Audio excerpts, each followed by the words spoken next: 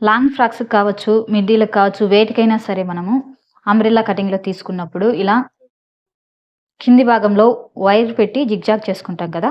ఆ వైర్ జిగ్‌జాగ్‌ని ఏ విధంగా చేసుకోవాలో ఈ వీడియోలో చూపిస్తాను. దానికోసం నేను ఇలా లాంగ్ ఫ్రాక్ అయితే తీసుకున్నాను. అలాగే ఈ జిగ్‌జాగ్ కోసం నేను తీసుకున్న వైర్ వచ్చేసి చూడండి.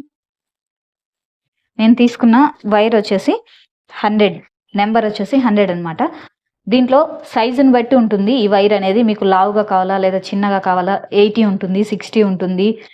అలా డిఫరెంట్ సైజెస్‌లో ఉంటాయి. నేనైతే ఈ 100 సైజు ఈ వైర్ ఉంది కదా! ఈ వైర్‌ని యూజ్ చేస్తున్నాను. ఈ గాగ్రాకి ఏ విధంగా వేసుకోవాలో ఇప్పుడు చూపిస్తాను చూడండి.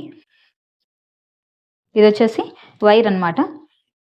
దీని కాస్ట్ వచ్చేసి 30 రూపీస్ పడుతుంది ఈ టోటల్‌గా మనం తీసుకున్నది. ఇదొచ్చేసి ఒక 5-6 మీటర్స్ వరకు వస్తుంది ఈ వైర్ మనకి.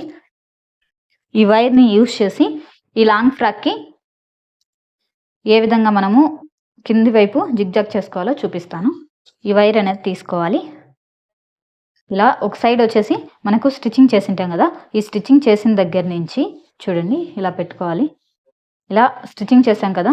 ఇక్కడి నుంచి ఈ విధంగా పెట్టుకొని ఇలా కొంచెం క్లాత్‌ని ఫోల్డ్ చేసుకోవాలి. ఈ వైర్ కనిపించకుండా ఇలా ఫోల్డ్ చేసుకొని లేదా డబుల్ ఫోల్డ్ అయినా చేసుకోవచ్చు. ఈ విధంగా ఫోల్డ్ చేసుకొని దీని మీద జిగ్‌జాగ్ అనేది చేసుకోవాలి. చూడండి ఇప్పుడు నేను చేసి చూపిస్తాను. ఈ వైర్‌ని తీసుకొని దీని మీద ఇలా పెట్టుకోవాలి. ఇలా పెట్టుకున్న తర్వాత ఇలా ఫోల్డ్ అనేది చేసుకోవాలి ఫస్ట్.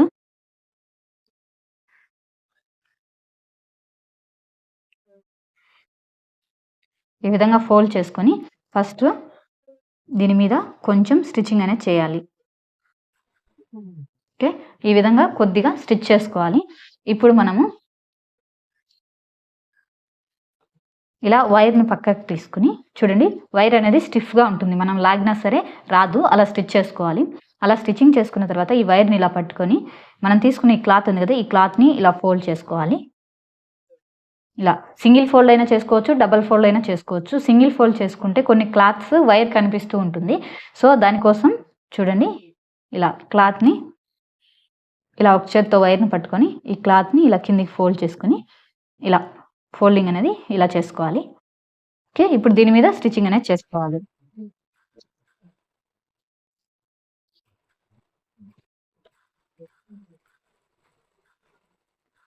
ఇలా వస్తుంది మనకు స్టిచ్ చేసుకున్న ఈ కర్వ్స్ మొత్తం కూడా.